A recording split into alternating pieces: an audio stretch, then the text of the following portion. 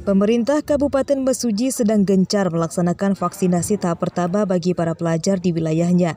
Salah satunya digelar pada hari Sabtu pagi di SMP Negeri 18 Desa Rejo Binangun, Kecamatan Wirabangun, Mesuji.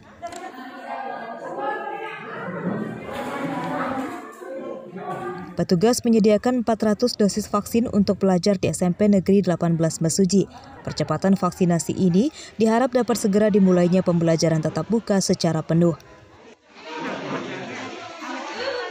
Hari ini yang divaksin kelas 789, total siswanya 170 anak. Baik, vaksin keberapakah hari ini yang dilakukan? Ini untuk vaksin yang pertama. Baik, harapan Pak? Harapan kami dengan dilakukan vaksin ini, ke depan antibodi tubuh anak-anak kami ini kuat, sehingga bisa memutus penyebaran rantai COVID-19.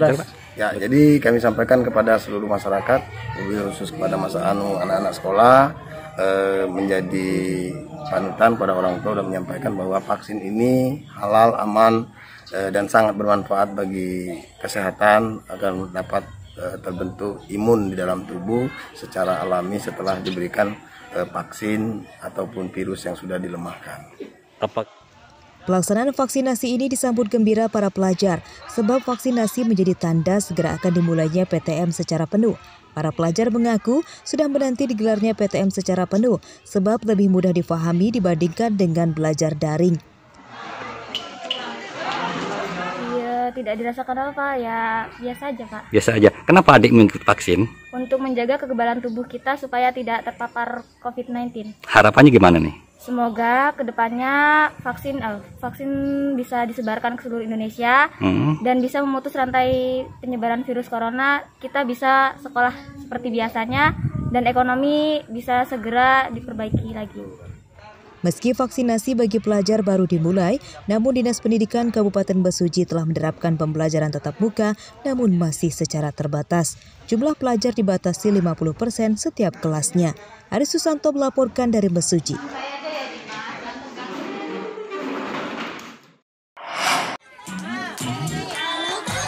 Sebagai upaya menyentuh dan membina daerah terluar dan terisolir, Organisasi Pemberdayaan Kesejahteraan Keluarga atau PKK Pesisir Barat mengunjungi daerah terisolir di wilayah Kecamatan Pulau Pisang.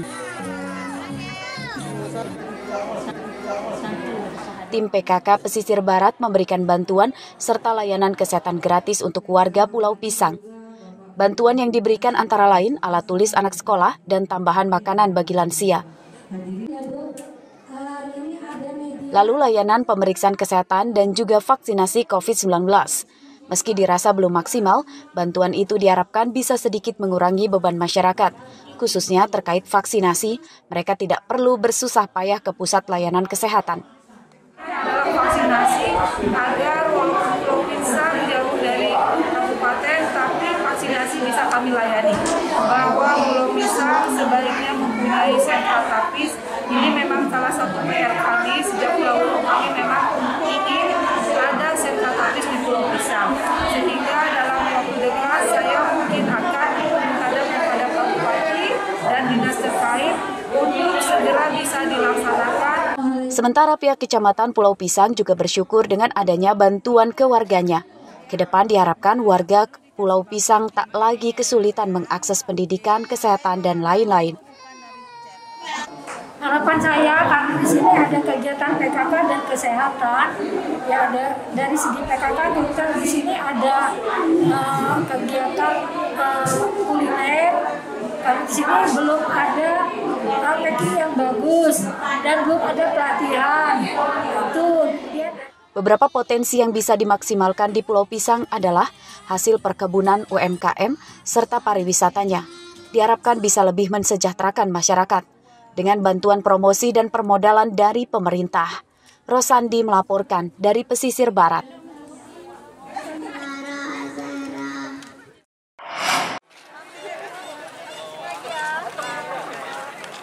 Untuk membantu membangkitkan usaha mikro kecil menengah atau UMKM terdampak pandemi, pemerintah Kota Bandar Lampung mendirikan lokasi pasar kuliner di sekitar Taman Monumen Soekarno yang terletak di Jalan Gatot Subroto, Pahoman, Bandar Lampung pada hari Sabtu. Aneka kuliner tersedia di tempat ini.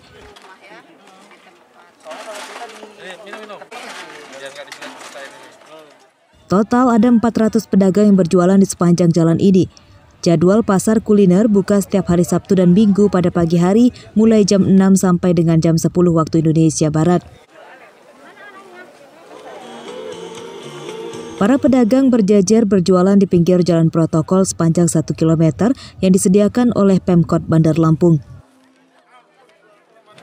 Ayo seluruh warga masyarakat Kota Bandar Lampung, Kabupaten Kota, dan di mana saja yang berada berkunjung ke Bandar Lampung, ayo kita sama-sama hari Sabtu dan Minggu kita makan UKM kuliner yang ada di Bandar Lampung. Di sini semua lengkap, dari pengrajin, dari makanan, kuliner Bandar Lampung, semua ada di sini. Dan di sini aman, insya Allah. Juga ada pelayanan wifi gratis di sini bagi anak muda. Ayo kita sama-sama datang ke UKM kuliner Bung Karno. Para pedagang di pasar kuliner ini mengaku gembira karena diberikan wadah untuk usaha. Jadi senang, bahagia adanya Bunda Eva ini membuka stand-stand ini untuk membantu kita semua. Yang tadinya kita kan PKM selama ini nggak ada buka-buka seperti ini. Alhamdulillah sekarang ya alhamdulillah bisa kita dagang, kita buka stand ini. Alhamdulillah sangat membantu banget. Kalian jalan pagi bisa sekalian lihat-lihat kalau kita nggak sempat masakan bisa sarapan, makan siang. Itu aja. Pas kebetulan juga rumah kita dekat. Oh, di sini. Jalan iya.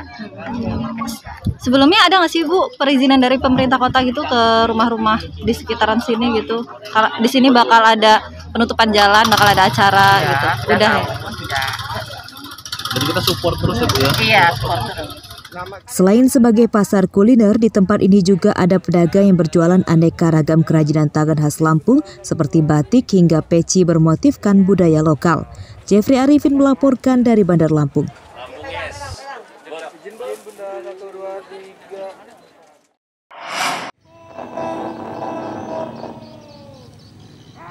400 personil gabungan dari TNI, Polri, Satuan Polisi Pamong Praja hingga Linmas dikerahkan untuk mengamankan pesta demokrasi pemilihan 57 kepala desa serentak di 7 kecamatan yang ada di Kabupaten Mesuji. Bupati Mesuji Sapli memimpin gelar pasukan yang dipusatkan di alun-alun desa Simpang Pematang pada Minggu pagi.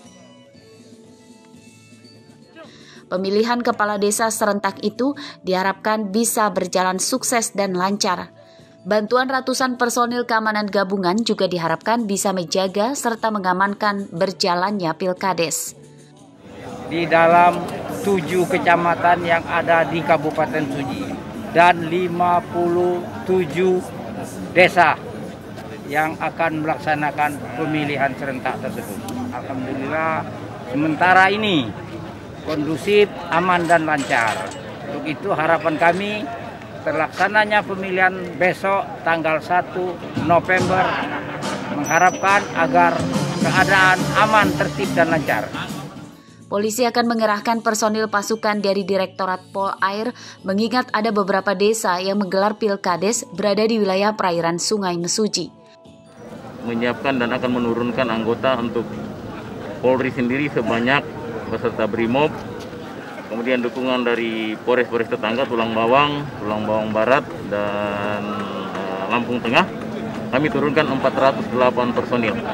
Kemudian TNI sendiri dalam hal ini Kodim menurunkan 115 personil.